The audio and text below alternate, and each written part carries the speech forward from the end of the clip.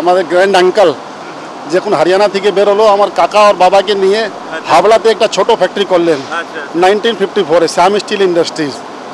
সেই সময় খুব ছোট ফ্যাক্টরি ছিল, আর ওখান থেকেই আমরা তৈরি করে করে ওখানে হাবড়াতে এখনও আমাদের 3টা ফ্যাক্টরি আছে, ও 2টা এখানে দুর্গাপুরে 2টা স্টিল প্ল্যান্ট হয়েছে।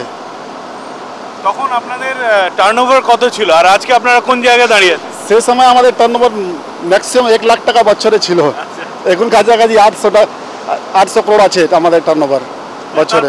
এই ফ্যাক্টরি ইউনিট আপনারা কবে শুরু করলেন?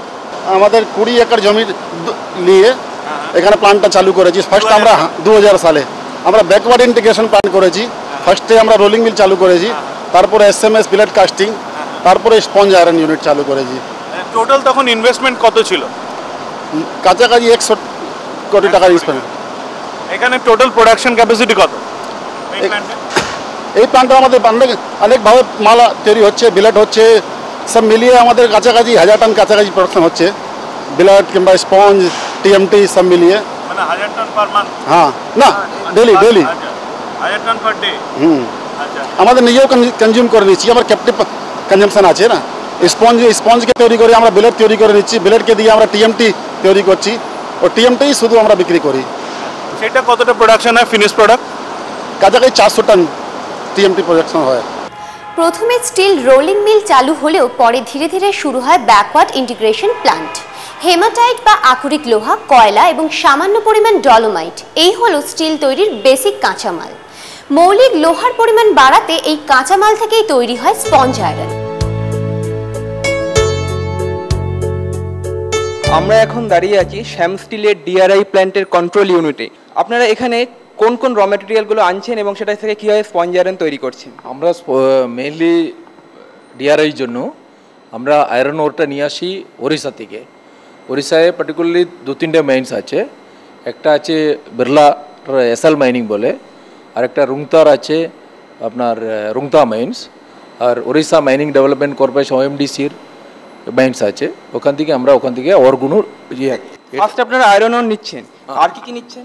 আয়রন ওর নিচ্ছে, কোল নিচ্ছে, আর ডলোমাইট নিচ্ছে। এটার জন্য আচ্ছা, কোল কোথা থেকে সংগ্রহ করছেন আপনারা? সংগ্রহ করছে আমাদের কোল ইস্টার্ন কোল ফিল্ড যেটা আছে রানীগঞ্জ থেকে।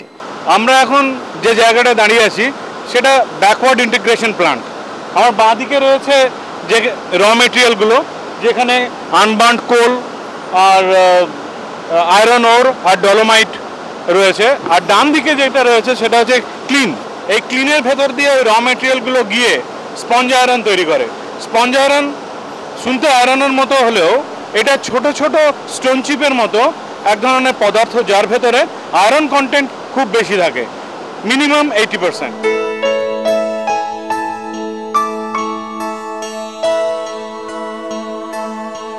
এই স্পঞ্জ আয়রনের সঙ্গে বিভিন্ন ধরনের মেটাল মিশিয়ে তৈরি করা হয় বিলেট।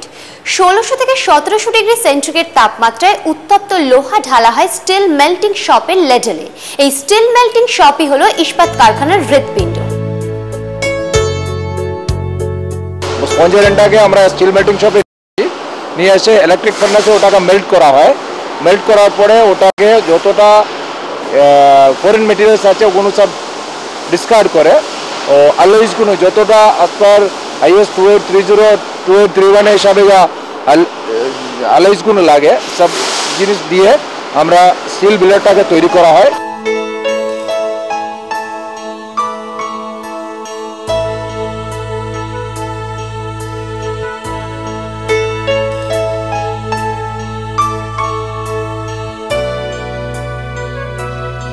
স্টিল বিলেটটাকে তৈরি করার পরে ওটাকে আবার 100% আমরা ঠান্ডা হওয়ার পরে ওটাকে ফিজিক্যাল চেকিং করি, কোনো ক্র্যাক আছে কিংবা কোনো এজ আছে, মালটা তারপরে ইস্যু করা হবে রোলিং মিলকে।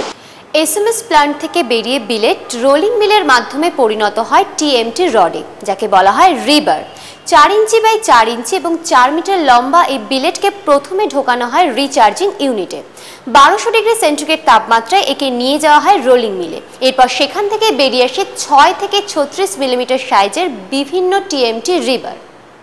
রোলিং মিলে মালটা যাওয়ার পরে এগেইন আবার ওটাকে হিট আপ করতে হবে। হিটিং করে যা রিকোয়ার্ড টেম্পারেচার নিয়ে আসার পরে আমরা ওটা আবার রোলিং করছে মিলে। ফাইনাল রোলিংয়ের পরে এটাকে থার্মেক্স ট্রিটমেন্টটা করা হয়। ওর টিএমডি যেটাকে বলে থার্মোমেকানিক্যালি ট্রিটেড, ওটা থার্মোমেকানিক্যালি ট্রিটমেন্টটা করার পরে ওটাকে কুলিং বেডে মালটা চলে আসে। ওই জন্য ওটা থেকে সুবিধাটা কি? টিএমডি সুবিধা মানেটা কি আছে, আমাদের যেটা আছে ডাক্টিলিটিটা অনেক ভালো। আগে টোস্টেড বালে ডাক্টিলিটিটা অত ভালো ছিল না, এই জন্য এটা নতুন প্রসেস আছে, ওটাতে আপনার ডাক্টিলিটিটা খুব ভালো হচ্ছে। এটা আচ্ছা, এই টিএমটিটাকে চেক করার কি কোনো পদ্ধতি আছে? আছে, টিএমটিকে আমরা অলরেডি আমাদের কোয়ালিফাইড ইঞ্জিনিয়ার্স আছে, ওটা চেক করছে, মেশিন আছে, টেন্সেল এলঙ্গেশন সব কিছু চেক করছে। স্পেকট্রোমিটারে আমরা কোনো কেমিস্ট্রি চেক করছে, ও এক এক মেথড আছে। আমাদের আছে জার্মান টেকনোলজি, ওই হিসাবে আমরা তৈরি করি। এটা আমরা এখান থেকে কোয়েল তৈরি করি 5.5 mm, তারপরে টিএমডি তৈরি করি ফ্রম 8 mm to 36 mm। আচ্ছা, এখান থেকে আপনার স্টিল তৈরি হয়ে মানে স্টিলের লংস তৈরি হয়ে কোথায় কোথায় যায়? আমরা কাস্টমার যেটা আছে ধরুন পাওয়ার গ্রিড নিয়ে যাই, NHAI নিয়ে যায়, national highway authorities, port trust নিয়ে যায়, ভালো ভালো মানে বিল্ডিং মেজরিটি কি গভর্নমেন্ট? Majority government customer. ধরুন 80% আমাদের গভর্নমেন্ট কাস্টমার নিয়ে যায়, আর 20% ডোমেস্টিক মার্কেটে যায়। স্টিল তৈরির সবথেকে গুরুত্বপূর্ণ দিক হলো কোয়ালিটি কন্ট্রোল। এখন বিভিন্ন বিদেশি সংস্থার দ্বারা পরিচালিত কোয়ালিটি অডিটে বলে দেয় প্রোডাক্টের গুণমান কি হবে। সুরজিৎ বাবু, আমরা গোটা প্ল্যান ঘুরে দেখলাম, তা আপনারা যে অ্যাসুরেন্সগুলো দিচ্ছেন কোয়ালিটি কন্ট্রোলের ওপর, তা এর জন্য কোনো সার্টিফিকেট কি আপনারা পেয়েছেন? হ্যাঁ, আমরা ISO 9001 কোয়ালিটি ম্যানেজমেন্ট সার্টিফিকেট পেয়েছি, 14001 ফর এনভায়রনমেন্ট ম্যানেজমেন্ট সার্টিফিকেট পেয়েছি, মানে 18001 ওসাস অকুপেশন হেলথ অ্যান্ড সেফটির উপর সার্টিফিকেট পেয়েছি আমরা। বা আমরা আরও কিছু প্রোডাক্ট ডেভেলপ করেছি, যাদবপুর ইউনিভার্সিটি আমরা একটা প্রোডাক্ট ডেভেলপ করেছি, হাই আর্থকুয়েক রেজিস্ট্যান্স TMT বার, যে হাই ডাক্টাইল প্রোডাক্ট।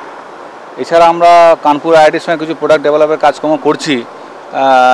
এছাড়া আমাদের নিজস্ব কোয়ালিটি বলছে আমরা প্রত্যেকটা স্টেজে আমরা আমাদের PLC কন্ট্রোল সিস্টেম আছে, আর প্রত্যেকটা স্টেজে কোয়ালিটি অ্যাসুরেন্স সিস্টেম আছে। আমরা ফ্রম DRI প্ল্যান্ট থেকে আমাদের ফিনিশ করা TMT অবধি আমরা প্রত্যেকটা জায়গায় একটা individual chemical check, lot wise chemical check, batch wise chemical and physical test and finish product অবধি আপ টু ডিসপ্যাচ প্রত্যেকটা জায়গায় আমাদের প্রপার প্রোডাকশানের আইডেন্টিফিকেশন মার্ক রেখে আমরা প্রোডাক্ট তৈরি করি, যাতে আমাদের কোনো প্রোডাক্ট যদি কোনো প্রবলেম হয় সেখান থেকে আমরা সেটাকে কাট আউট করে দিতে পারি। তো আমরা প্রত্যেকটা চেষ্টা করি কোয়ালিটি প্রপারলি মেনটেন করার। লেবারদের সুরক্ষার জন্য আপনারা 18001 যে ব্যবস্থাটা, তার আন্ডারে কী কী ব্যবস্থা রয়েছে আপনাদের? আমরা লেবারদের হেলমেট, শুজ, সেফটি গার্ড সব অ্যারেঞ্জমেন্ট করা, মেডিকেল ইউনিট আছে আমাদের, রেগুলার ডাক্তার দুজন প্রত্যেকটা শিফটে ডাক্তার বসেন, তারা কোনো রেগুলার মেডিকেল চেক আপ বা কোনো প্রবলেম হলে অ্যাক্সিডেন্ট আছে সেটা চেক আপ করা। আমাদের কিছু 2-3টে এখানে হসপিটাল নার্সিংহোমের সঙ্গে টাই আপ করা আছে, কোনো প্রবলেম আমরা সেখানে তাদের ট্রিটমেন্ট করার ব্যবস্থা করে রাখতে পারি। যাদবপুর ইউনিভার্সিটির সঙ্গে যে প্রোডাক্ট ডেভেলপমেন্টটা করছেন, সেই প্রোডাক্ট ডেভেলপমেন্টে আপনাদের ফিউচার কি কি হেল্প করবে?